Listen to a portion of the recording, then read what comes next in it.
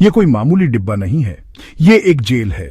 एक सादा लकड़ी का वाइन कैबिनेट, हाथ से बनाया हुआ, देखने में साधारण, लेकिन इसके अंदर कैद है एक खतरनाक शैतानी ताकत, एक डिबुक। ये आजादी चाहता है किसी की रूह को खराब करने के लिए। ये कहानी है डायबुक बॉक्स की, एक कहानी डर की, अंधेरे की और एक खौफनाक याद दिलाने वाली कि कुछ बुरी चीजों को कभी छेड़ना नहीं चाहिए।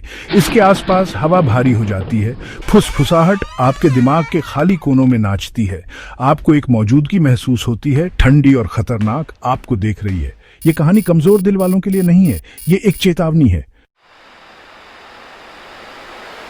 डायबुक बॉक्स के पीछे फुसफुसाहट आती है, धुएं की तरह। ये एक रहस्यमय और भयानक आवाज है जो किसी अनजाने डर की कहानी कहती है। इसकी शुरुआत त्रासदी में छिपी है, होलोकॉस्ट की राख से पैदा हुई। ये एक ऐसी कहानी है जो इतिहास के सबसे काले अध्यायों में से एक से निकलती है। एक पोलिश महिला जो कहानी से ज्यादा भयानक चीजों से बची थी, यूरोप से भागते समय इसे पकड़े रही। उसकी आंखों में डर और दर्द की छाया थी। क्या यह उसकी पुरानी जिंदगी के एक टुकड़े को बचाने की कोशिश थी, या फिर यह कुछ और ही था, एक ऐसा रहस्य जिसे वह किसी से साझा नहीं कर सकती थी? या वो पहले से ही जानती थी कि इसके अंदर क्या बुराई है? उसकी आंखों में एक गहरी समझ और भय की झलक थी। वो इसे स्पेन ले आई, फिर अमेरिका, एक खामोश भयानक निशानी। यह बॉक्स एक महाद्वीप से दूसरे महाद्वीप तक एक डरावनी यात्रा पर निकला। शायद उसने दूसरों को चेतावनी देने की कोशिश की, उन्हें उस अंधेरे के बारे में बताया जो लकड़ी और धातु के अंदर रहता था। लेकिन क्या कोई उसकी चेतावनी को समझ पाया? लेकिन कुछ राज इतने डरावने होते हैं कि बताए नहीं जा सकते। उसकी आंखों में एक अनकहा डर और चुप्पी थी। कुछ बोझ इतने भारी होते हैं कि उठाए नहीं जा सकते। यह एक ऐसा बोझ था जो उसकी आत्मा को दबा रहा था, एक अदृश्य दमनकारी शक्ति। केविन मैनिस, एक अनजान एंटीक डीलर, एक एस्टेट सेल में इस बॉक्स से टकरा गया। उसने इसे सिर्फ एक पुराना वाइन कैबिनेट देखा, एक चीज जिसे ठीक करके बेचा जा सके। उसने उस अंधेरे को नहीं देखा जो उसे देख रहा था, जो उसे चाहता था। वो इसे घर ले आया। बुरे सपने तुरंत शुरू हो गए।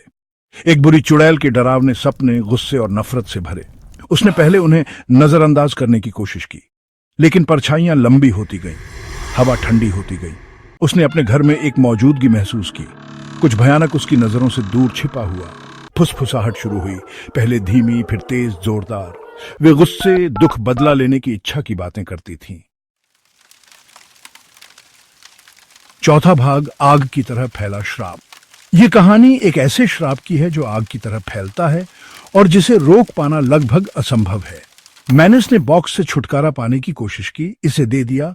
उसने सोचा कि शायद इससे उसकी मुसीबतें खत्म हो जाएंगी, लेकिन यह हमेशा उसके पास वापस आ जाता था, जैसे कि बॉक्स ने उसे कभी छोड़ने का इरादा ही नहीं किया था। एक वफादार कुत्ते की तरह, लेकिन खराब, शैतानी। यह बॉक्स एक बुरी आत्मा की तरह था जो अपने मालिक को कभी चैन से नहीं रहने देता था। हर नए मालिक ने वही डरावने अनुभव किए, बुरे सपने, बीमारी, देखा जा रहा होने का एहसास। यह श्राप हर किसी को अपनी चपेट में ले लेता था।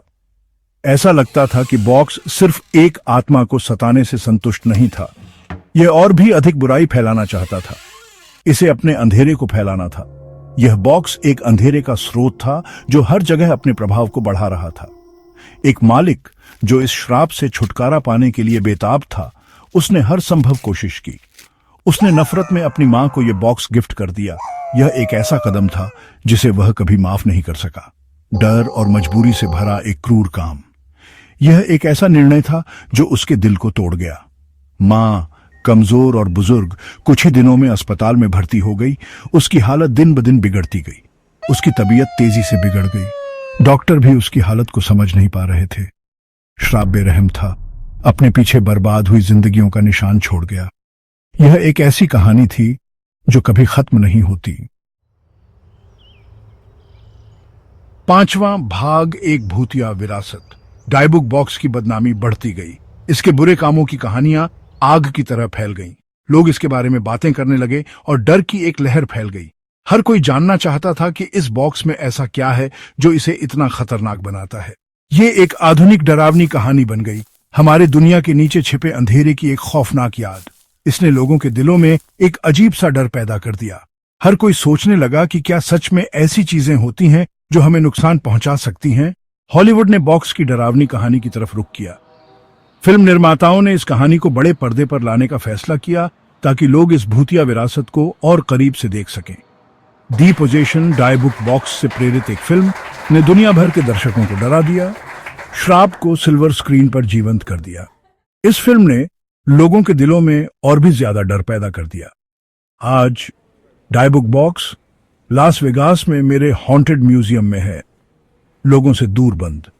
इसे एक सुरक्षित जगह पर रखा गया है ताकि कोई इसे छू न सके और इसके श्राप से बच सके। ये देखने के लिए कोई प्रदर्शनी नहीं है, बल्कि एक चेतावनी है। ये एक संकेत है कि कुछ चीजें इतनी खतरनाक होती हैं कि उन्हें छेड़ना नहीं चाहिए। एक याद दिलाने वाली कि कुछ दरवाजे बंद ही रहने चाहिए, कुछ रहस्यों को अनसुलझा ही छोड़ देना चाहिए, क्योंकि उनके पीछे का सच बहुत भयानक हो सकता है। कुछ बुरी चीजों को बिना छेड़े ही छोड़ देना चाहिए। ये एक सबक है कि हर चीज को जानने की कोशिश नहीं करनी चाहिए। लेकिन सवाल बना हुआ है, क्या डाई बुक सच में कैद है? क्या ये बॉक्स सच में उतना ही खतरनाक है जितना लोग कहते हैं, या ये अपनी लकड़ी की कैद में अपने अगले शिकार का इंतजार कर रहा है?